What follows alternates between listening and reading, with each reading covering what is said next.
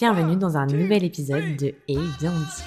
Aujourd'hui, je vous ai récolté des témoignages de 3 personnes, 3 femmes qui ont bien voulu se prêter au jeu pour parler un peu de ce qu'elles peuvent vivre soit au quotidien, au travail, dans leur vie en général, qui sont en lien avec fortement du sexisme, des réflexions, des inconforts auxquels elles peuvent faire face. Elles témoignent, elles nous montrent et je pense que vous allez vous reconnaître dans certaines choses les filles. Il y a vraiment des réflexions, des situations qui m'ont un peu bluffée, d'autres qui m'ont paru tellement banales. Quand je dis banales, c'est que je ne veux pas que ce soit banalisé, mais que finalement on a dû tout vivre et qui sont vraiment constituantes de notre vie en tant que nana, en tant que femme. Donc j'ai constitué ce petit échantillon de témoignages pour que vous puissiez un petit peu soit vous rendre compte, soit vous dire que vous n'êtes pas seule et aussi surtout faire un lien avec le podcast que j'ai fait juste avant, il y a 2 semaines sur le féminisme, en quoi il était utile, à quoi il servait. Et bien là, on a vraiment des témoignages de ce qui peut se passer dans un quotidien de femmes et que s'il n'y avait pas ce fameux féminisme, eh bien on n'aurait pas d'avancée et de punition pour certaines choses qui sont dites ou d'évolution dans les mentalités. Je vous laisse découvrir les témoignages, belle écoute. Du coup, pour te raconter, j'étais en ville, je m'en allais rejoindre des amis pour boire un verre et c'était en semaine. J'ai vu un mec arriver sur ma droite un peu rapidement, il a accéléré le pas vers moi. J'ai tout de suite senti qu'il venait pour créer un dialogue. J'ai continué de marcher parce que j'en avais pas envie et que je me sentais pas en sécurité. Et il a continué à marcher derrière moi, enfin à courir même pour me rattraper ensuite. Parce que du coup, j'ai dû accélérer le pas. Et il m'a suivi pendant un long moment avec des Madame, s'il te plaît, arrête-toi, t'es trop belle, s'il te plaît, arrête-toi, etc.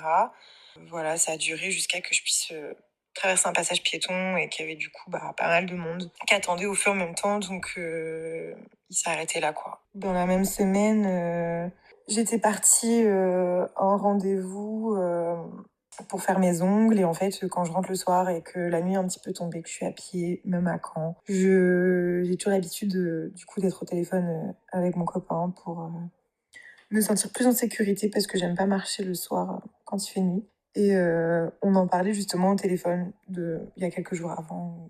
Je m'étais faite courir après par ce mec. Et en fait, au moment où on raccroche, j'arrivais près de chez moi. Et il y a une voiture avec 3 mecs qui s'est arrêtés. Ils se sont amusés à mettre un laser en fait sur mon visage. Je sais pas si c'était pour me faire peur ou si c'était pour rigoler, si ça les amusait. J'ai pas trop compris. Mais c'est encore une chose qui met pas trop en sécurité. T'as l'impression que tu peux jamais être tranquille. Petit témoignage qui peut paraître anodin, n'est-ce pas, mais qui va parler à beaucoup de femmes parce qu'en fait finalement quand on est une meuf, eh bien à chaque étape de nos vies, on vit ce genre de moment où on se sent en insécurité par rapport à un mec qui te suit, qui te regarde, un groupe de mecs, tu vas changer de trottoir parce que tu te dis ah vas-y, ils vont me relooker, ça va me mettre mal à l'aise, même s'ils te disent rien, c'est quelque chose qui est pesant, qui te pèse sur les épaules et c'est vraiment un truc qu'on peut vivre chaque jour à partir du moment où on sort de chez nous.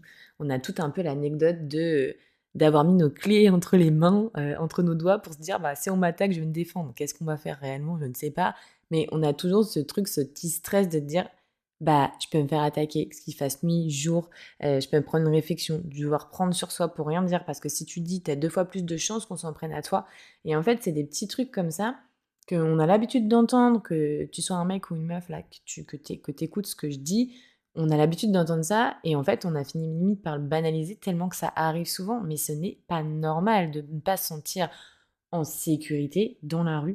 Vraiment, c'est un témoignage qui doit parler à toutes les filles, toutes les filles, femmes, meufs, girls qui écoutent ce podcast parce que, en termes de ressenti, je veux dire, parce que vraiment, ça arrive tout le temps et la boule au ventre quand on rentre le soir chez nous ou des fois dans la rue quand tu te fais aborder comme ça, tu te dis putain, quand est-ce qu'il va me lâcher et que ça fait vraiment peur et que à un moment, les prises de conscience sont importante par rapport à ça, que que ce soit pour les hommes, que ce soit pour les femmes, de prendre ses responsabilités et de se dire ok, non, ce n'est pas normal et il faut arrêter de banaliser ça parce que franchement le vivre c'est vraiment pas cool. Donc merci pour ce témoignage qui montre que là en une semaine 2 harcèlements de rue, donc c'est quand même pas normal et c'est quand même hallucinant que en vrai en une semaine on peut avoir 2-3 genres d'histoires comme ça que même nous on finit par intérioriser tellement que on sait que ça peut arriver.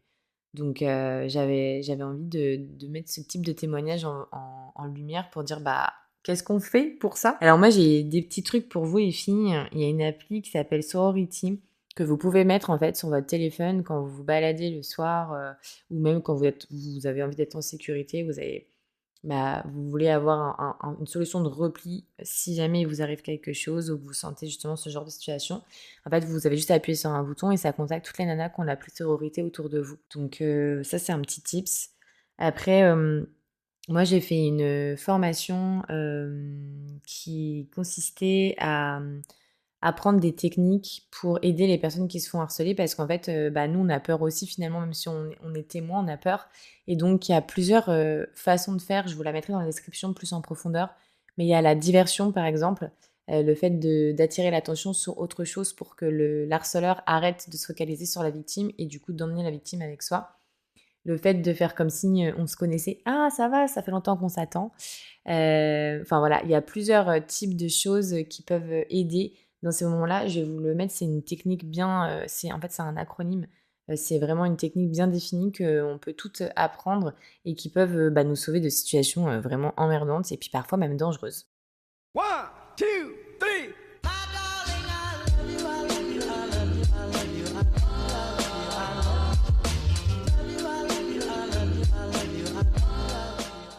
Alors pour ma part, dans mon quotidien, je me rends compte qu'il y a encore pas mal de clichés qui traînent. Par exemple, une fois, il y a un commercial qui arrive et il me dit ça tombe bien que tu sois là pour la dégustation parce que c'est un champagne plutôt léger et qui va forcément plus plaire aux femmes. Et je dis bah non, c'est pas parce qu'on est une femme qu'on peut pas aimer des vins puissants. Pourquoi toujours mettre les hommes sur les vins costauds et nous sur des légers? Il y a une autre fois aussi, j'étais seule pour animer un atelier à Cormier-Vin dans une grande surface. Un client me demande un conseil et il me dit ah mais vous vous y connaissez en vin? Je lui dis bah oui. Il me dit non mais je m'attendais à voir un homme. Et après mon conseil, il me demande encore vous êtes sûr? Je peux vraiment vous faire confiance? Du coup, je lui ai dit bah si vous voulez attendre le chef de rayon, parce qu'apparemment mon expertise ne valait pas tant que ça juste parce que je suis une femme. Un autre exemple, j'ai une connaissance qui donne mon flyer du coup à un de ses amis pour organiser une dégustation. Il était super intéressé, motivé. Et quand il a vu que c'était donc moi, une femme qui organisait ce genre d'événement, il lui demande ah ouais, mais est-ce qu'elle s'y connaît vraiment?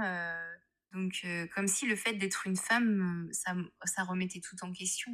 Et ça date pas de ma vie pro dans le vin. Avant de me lancer, je voulais me former dans la menuiserie. Mon père étant menuisier, je pensais que ça allait lui faire plaisir de m'aider, de me donner des conseils. Et au final, sa réaction, ça a été mais t'es trop vieille et puis c'est pas un métier pour les femmes, tu vas te faire mal, tu vas t'abîmer les mains. Donc voilà, toutes ces expériences m'ont fait un peu réfléchir et ça montre que le féminisme pour moi c'est pas juste un mot, c'est se battre pour qu'on arrête de mettre des limites aux femmes juste à cause de leur genre. Et en fait, moi, je préfère être jugée sur mes compétences ou ma passion que sur des stéréotypes.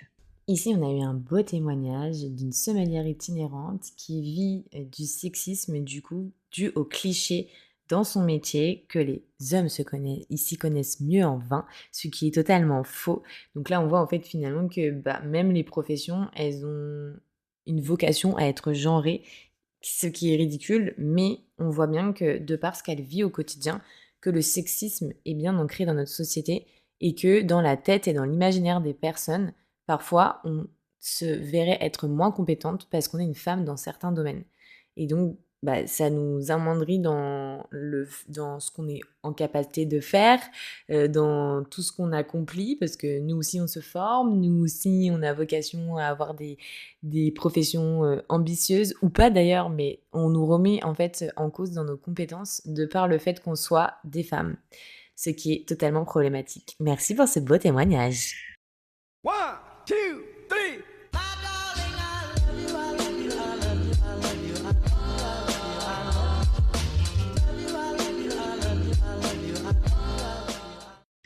Coucou ma Rosie d'amour. Écoute, voilà, je te fais le petit vocal pour ton podcast. Et à savoir que donc je suis en restauration, serveuse, et j'ai vécu pas mal de petites expériences assez perturbantes, gênantes, irrespectueuses avec des hommes. Hommes de l'âge de mon père et même de mon grand-père, à savoir que j'ai 30 ans, pour vous donner un ordre d'idée sur leurs âges. Une qui m'a vraiment marquée, je crois que c'est la première, faut savoir que moi ça fait pas longtemps que je suis en restauration, ça fait pas du tout, ça fait 1 an et demi, un truc comme ça, presque 2 ans quand même. Et celle qui m'a vraiment marquée, c'est la toute première fois où en fait je suis là, je suis en train de discuter avec 2 clients, donc un couple, une femme et un homme. Et on est là, on discute, enfin bref, je sais plus le contexte du resto, quoi. Ça a été, vous avez bien mangé, blablabla, c'est des vacances, blablabla, bref, je sais plus quoi. Et je sais pas, le gars, dans un élan de bien-être, s'est permis de poser sa main sur moi, mais vraiment, genre sur le haut de ma fesse, au niveau de ma hanche, enfin, genre, comme ça, de nulle part. Donc ça a été vraiment la première fois de ma vie où je me fais toucher, vraiment, genre, je suis sur mon lieu de travail, le mec me touche, on ne se connaît pas, mais d'où, mais pourquoi tu fais ça? Ensuite, il y a les clients qui prennent un peu trop leurs aises, c'est-à-dire qu'il y a des clients réguliers et forcément on sympathise, tout ça, etc. Et il arrive un moment où en fait ils n'ont pas trop de limites et les mecs se permettent des choses. Je pense que si j'avais été un mec, ne les aurait clairement pas faites, du style, je sais pas, il y en a un, il récupère pas sa monnaie, tu vois, de je sais plus ce qu'il avait consommé. Et il me dit non, tiens, vas-y, garde, ce sera pour t'acheter tes strings. Il y en a un autre qui me dit, donc j'ai les cheveux longs, faut savoir que j'ai les cheveux longs, tout ça, toujours attachés du coup pour le service. Et le mec fait une fixette sur ça, genre sur la beauté de mes cheveux, que là, j'ai des beaux cheveux, tatati tatata. Et le gars me dit au moment de payer, si tu veux que je paye, il faut que tu détaches tes cheveux. Ok, ok, merci. C'est vrai que j'avais envie d'entendre ça et que c'est hyper gratifiant, c'est hyper... C'est comment dire... J'ai même pas les mots en fait. C'est le gars se rend même pas compte de ce qu'il dit, quoi. Genre, pour que je paye, il faut que tu détaches les cheveux. Mais gros, même si c'est une blague, c'est pas drôle. Et même si on a sympathisé, on reste dans un contexte où moi je suis sur mon lieu de travail et j'attends un minimum d'attitude. Enfin, je sais pas, il y a des limites, quoi. Enfin, je me permettrai jamais de faire des trucs pareils, même si quelqu'un me plaît ou même si, enfin, je sais pas, ça me dépasse. J'ai eu un client aussi qui a fait une grosse fixette sur moi, qui était en boucle sur le fait qu'il adorait les rousses et il s'en cachait pas. Il disait ça de façon assez salace. Faut savoir que le resto est petit, les tables sont très proches, donc en plein service, j'avais le droit à chaque fois, dès que je passais devant sa table, quoi qu'est-ce, ah, j'adore les rousses, j'adore les rousses. Et vraiment comme ça, là, comme je limite, hein. J'adore les rousses, j'adore les rousses. Ok, super, c'est vrai que moi c'est bien, ça me met hyper à l'aise. Je suis très à l'aise avec les gens comme ça. C'est surtout que en fait, j'ai pas envie d'entendre ça. T'as le droit d'adorer les rousses, mais t'es pas obligé de le répéter en boucle 10 000 fois. T'es pas obligé de le faire savoir à la terre entière, tous les gens autour. Genre c'est gênant pour moi, c'est gênant pour les autres. Et le mec en plus était avec sa femme. Le gars est avec sa femme au restaurant. Une fois, en débarrassant sa table, je fais tomber un couvert par terre, donc je me baisse, je m'accroupis pour ramasser le couvert. Le gars a vraiment genre marqué la pause vraiment devant moi sans gêne. Genre, je l'ai vu faire et ça l'a pas gêné que je le vois. En mode, je te regarde t'accroupir et en mode, je te mate le boule. Mais, mais, mais sans déconner. Encore une fois, les hommes dont je parle, c'est des hommes qui ont l'âge d'être mon père ou d'être mon grand-père. Une fois, il y avait une table de clients, genre, il y avait une grande table et tout. Enfin bref, il y avait une des tables qui était bancale. Il a fallu, enfin j'ai voulu, en plus c'est moi toute seule, je vois que la table elle est bancale et tout, dans un élan professionnel, altruiste, voilà quoi, je fais mon taf jusqu'au bout, je veux que les clients soient bien, dans un confort optimal, qu'ils profitent du moment. Moi, gentille que je suis, je m'accroupis, je vais sous la table, enfin pas vraiment sous la table, mais voilà, je suis obligée d'aller un peu en dessous et tout pour remettre la cale correctement sous le pied de la table. Et du coup, il y en a un des gars autour de la table qui dit ah mais non, mademoiselle, vous mettez pas à genoux devant cet homme-là, il mérite pas votre je sais pas quoi et tout, mais genre en mode sous-entendu, je lui fais une gâterie. Enfin, que des actions comme ça. Celle qui me choquera toujours, elle est trop mignonne celle-là, tu vois, mais ça c'est vraiment le truc sexiste. Je dis mignonne parce que c'est pas trop violent, tu vois, mais ça en dit long en fait sur les idées reçues que certains hommes ont et genre comment ils nous mettent nous dans des cases.